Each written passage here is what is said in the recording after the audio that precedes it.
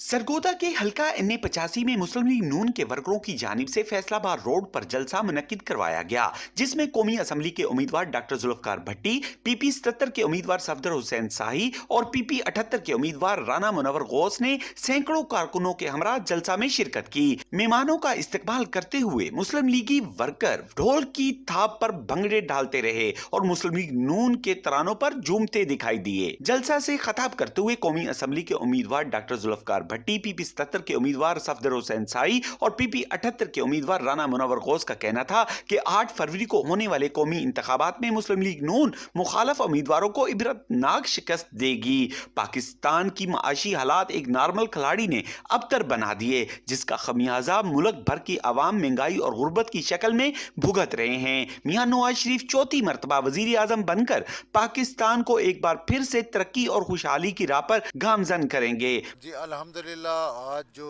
पाकिस्तान मुस्लिम league नून के workers ने, supporters ने और पाकिस्तान मुस्लिम लीग नून के चाहने वालों ने आज यहाँ पे एक मकामी जलसा किया है और ये भरपूर जलसा किया है और यहाँ पे उनकी शिरकत जो थी वो दीदनी थी, उनका जोश व खरोश दीदनी था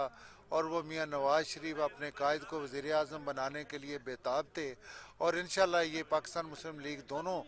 तीनों सीटों से, दोनों MPs की और एक NA की, NA 85 की सीटों से भरपूर कामयाब होगी और ये इंशाल्लाह हम ये सीटें जीत के अपने कायद को गिफ्ट करेंगे। मुकर्ररीन ने इस बात पर जोर देते हुए कहा कि हमारे मुखालफीन मुकाबला करने की बजाय चोर रास्ते की तलाश में हैं, ताकि वो अवामी आवाज और मुस्लिम लीग नून के खिलाफ का रास्ता रोक कर अपने मफादात समेट सकें, लेकिन उनका ये मकरू ख्वाब कभी भी अवाम पूरा नहीं होने देंगे। तमीर और तरक्की का सफर जहां रुका था, हम उससे दोबारा शुरू करेंगे। अवाम 8 फरवरी को शेर के निशान पर मोहर लगाकर पाकिस्तान मुस्लिम लीग नून के उम्मीदवारों को कामयाब करवाए।